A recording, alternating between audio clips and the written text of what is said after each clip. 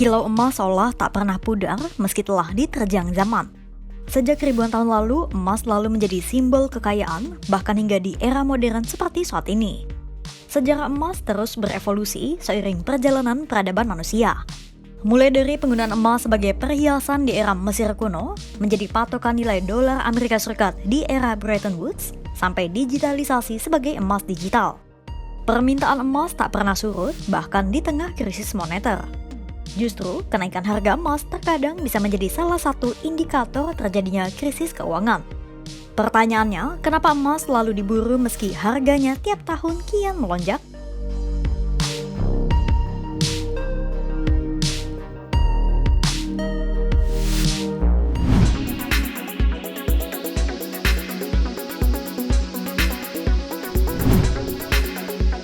Pertama-tama, perlu kita ketahui terlebih dahulu hal-hal apa saja yang membuat harga emas cenderung terus melonjak.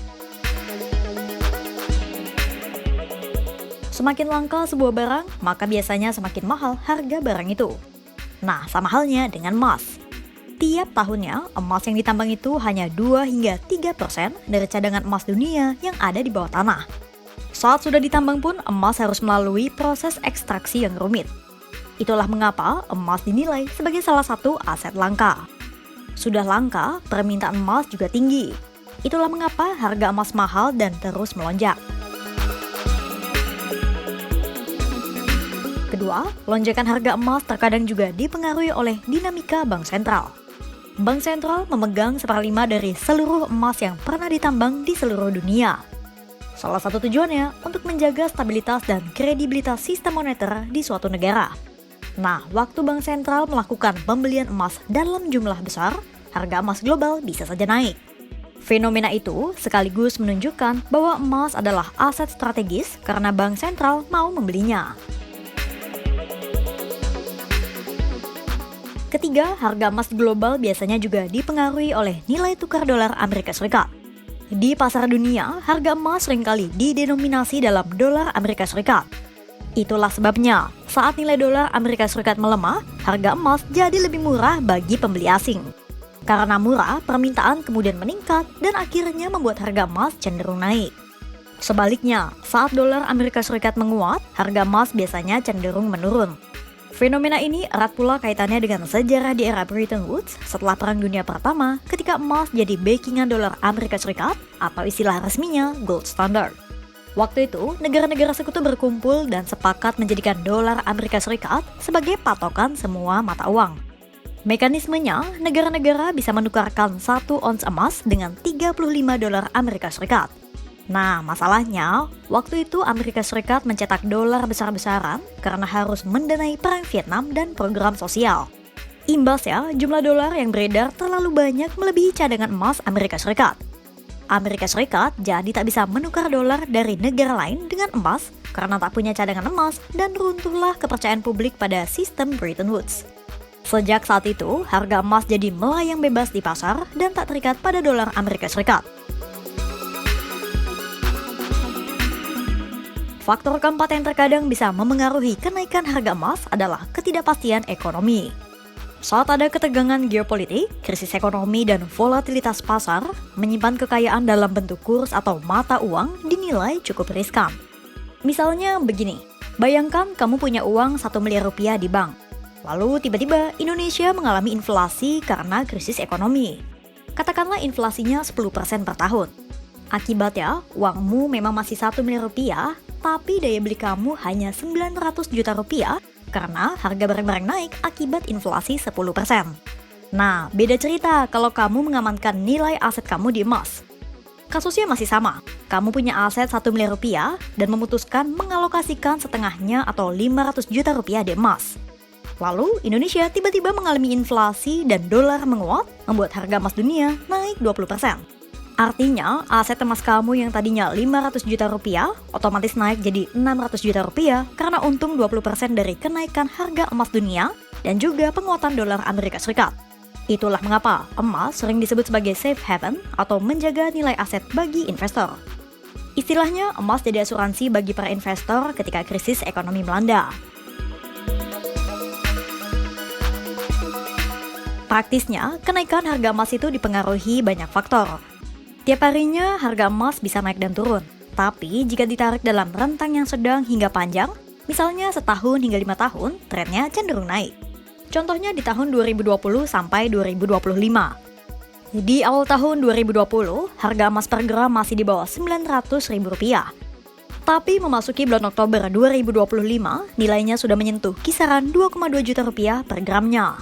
Sementara di level global, harga emas di tahun 2025 mencapai $3.800 Amerika Serikat per ons atau naik sebesar 45% dari tahun 2024. Terbaru, pada Oktober 2025, harga emas naik mendekati $4.000 Amerika Serikat per onsnya. Emas berjangka untuk pengiriman Desember naik 0,59% menjadi $3.999,9 Amerika Serikat per ons di New York. Kemudian harga emas spot di London juga naik 0,35% menjadi $3.974 Amerika Serikat per onsnya. Hal ini dipicu oleh ancaman government shutdown di Amerika Serikat dan situasi geopolitik yang makin panas. Nah, terbuktikan kalau harga emas itu trennya selalu naik. Pertanyaannya sekarang, ketika harga emas kian mahal karena semua faktor itu, kenapa orang-orang masih mau membeli emas bahkan di saat krisis?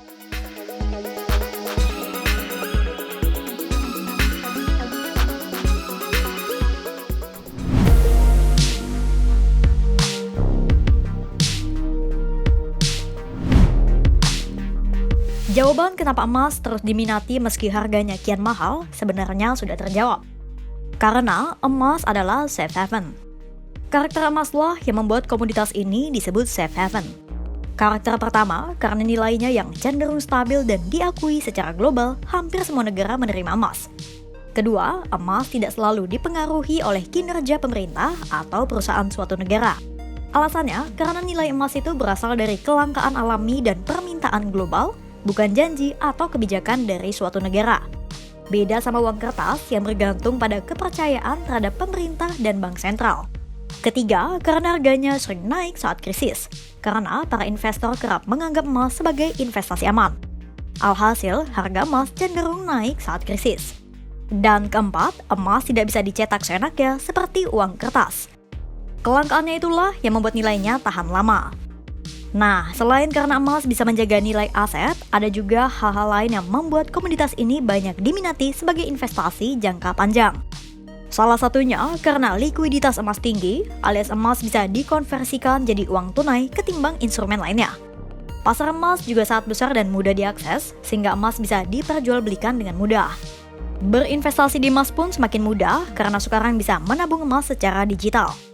Investor sekarang bisa membeli emas secara digital dan disimpan dalam tabungan atau deposito dalam bentuk gramasi. Emas di akun digital itu kemudian bisa dicairkan dalam bentuk fisik jika diinginkan. Kemudahan itulah yang membuat emas jadi aset investasi yang kian dilirik.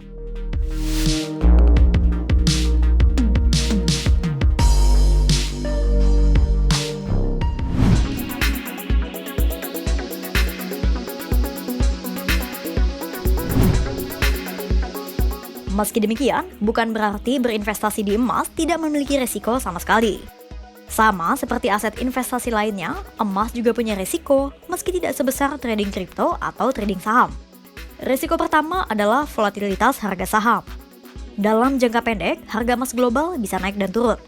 Kalau kamu sewaktu-waktu butuh uang cepat dan harus menjual emas saat harga sedang turun, bukan acuan, kamu malah bisa rugi. Itulah mengapa emas lebih cocok jadi investasi jangka panjang dan pelindung aset ketimbang spekulasi jangka pendek. Lalu, emas juga tidak menghasilkan cash flow alias jadi aset diam. Kamu hanya bisa ambil untung saat menjual emas di harga tinggi. Beda sama saham atau properti yang bisa memberikan dividen atau sewa bulanan dalam jangka waktu tertentu. Lalu resiko lainnya yang jadi pertimbangan adalah jenis emas yang kamu simpan. Kalau kamu menyimpan emas dalam bentuk perhiasan, biasanya akan ada potongan harga dari biaya pembuatan saat dijual lagi. Beda kalau kamu menyimpan emas dalam bentuk batangan yang lebih mudah dijual.